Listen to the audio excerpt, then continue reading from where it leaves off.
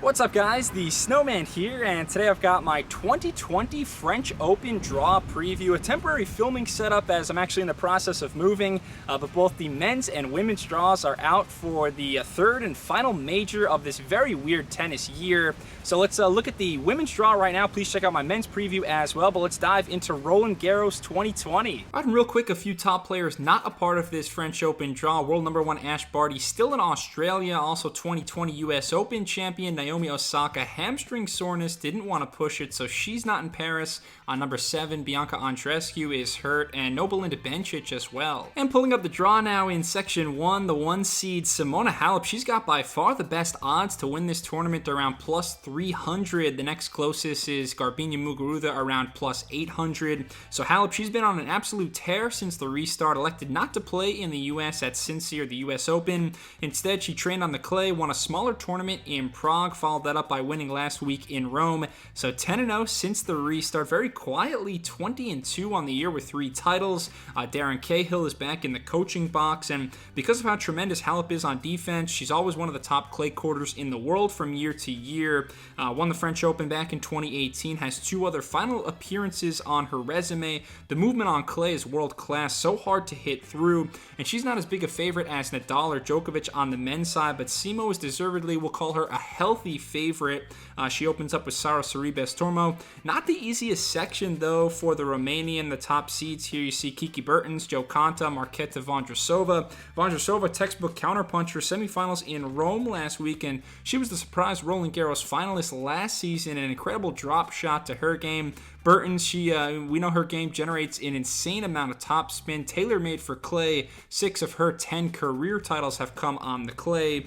Konta versus Coco Gauff, one of the best first-round matchups. Gauff making her French Open main draw debut. She's the better mover of the two, though, so she'll want to keep Konta running from corner to corner. Halep could also meet Amanda Anisimova in the third round. Anisimova beat Halep in the quarterfinals last year in Paris. We also see Iga Swiatek here. I like her to pull off the upset against Vondrousova. Gina Bouchard has had a little mini renaissance lately, final in Istanbul. And then Maria Sakkari, Ayla Tomljanovic is fun as well. Ultimately, give me Halep in this quarter, but I don't think it'll be a cakewalk. And pulling up section number 2 now of the women's draw, maybe it's the 3 seed Alina Svitolina's time. Like Halep, an excellent mover, great clay court player, but it's the only surface she hasn't been to a Grand Slam semifinal. A couple of shocking, underachieving third round exits at the past 2 French Opens. Svito didn't play US Open in the States, made the quarterfinals in Rome last week though before losing to Vondrousova. I just got a feeling about her making a run this year. I think it's time for Svitolina to break through at the French. She's got the coaching stability, been with Andy Bettles for a while. It's a very manageable path to the quarterfinals, but 2 big names at the bottom. You do see Victoria Azarenka and number 6, Serena Williams. And let's start with Azarenka. I think the whole tennis community really enjoyed her fairy tale run in New York. She won the Western and Southern Open before making the final of the US Open, beating Serena along the way. Entertaining final match against Naomi Osaka, and that stellar form has carried over to the clay. Quarterfinals in Rome, just like Svitolina. And Vika, she's savoring every moment, looks so happy. Such a long road back for the 31-year-old, but Vika looks as good as she did in 2012 and 13 when she was winning those Australian Open crowns. The future Hall of Famer is playing some sizzling tennis at the moment. Serena, though, she looked great in New York, too. Overall, the precision and the baseline consistency from Azarenka was too much for Williams. I hope they get to meet again and add another page to their illustrious rivalry. Serena, though, may have a US Open quarterfinal rematch in the second round. Svetlana Parankova, all the moms in this quarter. Parankova hadn't played in over 3 years before her amazing US Open quarterfinal run. One of the stories of the tournament, she upset Muguruza and Vekic and had Serena on the ropes too, winning the first set. So I don't think Serena's going to love this draw. A couple other matchups, Anett Kontaveit against Caroline Garcia. Tasty first rounder. I like Garcia to win in her home country. And don't sleep on Elise Mertens. Mertens either. For Mertens, a 70% career win percentage on clay, and at least the round of 16 at the last 4 majors. Stability is her biggest strength. Overall, though, I'm going to pick Svitolina to come out of this quarter. And now perhaps the most loaded quarter of the draw, section number 3. The top seed is actually number 4, Sofia Kenin. Her proceedings in Rome are not going to breed confidence for the young American.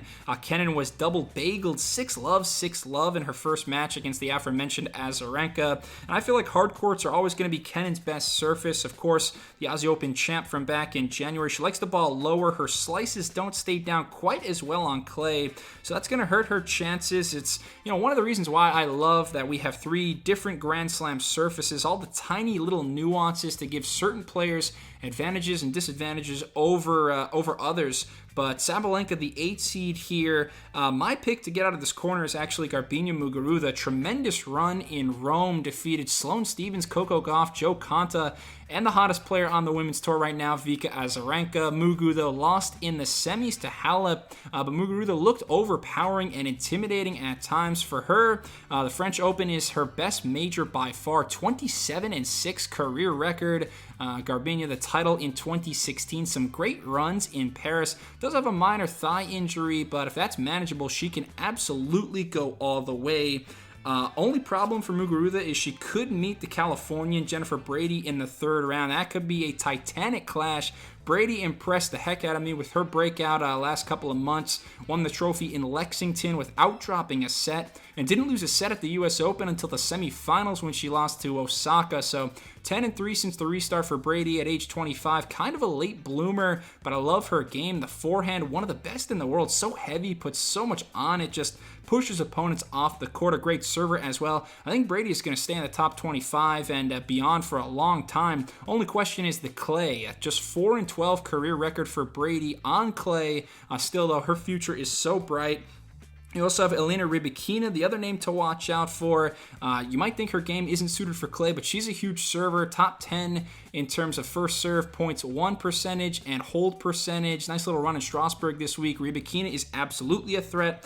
And how about number 22, Caroline Muchova, young Czech star, sensational all-court game, awesome in front of the net. If all the seeds take care of business, look, we could be in for some awesome 3rd-round matches in this section. Again, though, I'm going to lead towards Muguruza making the semifinals. And residing in the final section, the number 2 seed, Karolina Pliskova. Some good news and bad news for the Czech at the bottom. Good news, turned the page on a woeful couple of weeks in New York, lost in the 2nd round at the U.S. Open, but showed great form in Rome, making the final, cruising past Elise Mertens and Vondrousova. Bad news, bit of a concern with a left thigh injury that forced her to retire from the Rome final against Halep. Hopefully she's feeling better in Paris. Pliskova's always been so chill off the court, but a very aggressive playing style on it.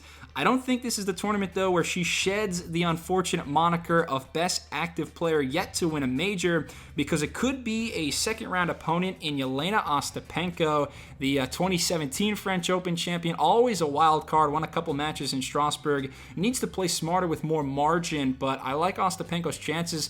If Pliskova beats Penko, maybe Sloane Stephens then in the 3rd round. Sloane's defense could be very troublesome. Pliskova does not like to get pushed around the back of the court. Sloane, a former Roland Garros finalist herself. And then the top portion is even harder to predict because I don't really think of Petra Kvitova, Madison Keys, or Angie Kerber necessarily as clay court savants.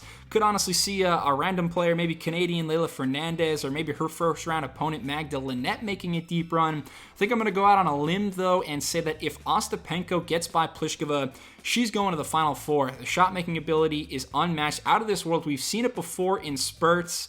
We've seen it at the 2017 French Open. She says she wants to get back to the top 5 and win another Grand Slam. Well, it's time to shine for Ostapenko. She makes the quarterfinals, but my head still tells me Simona Halep over Garbiñe Muguruza for the 2020 French Open title. And thank you so much for watching my women's draw preview. Please check out my men's preview as well. Let me know your thoughts on the draw. Leave a comment, ask questions, whatever.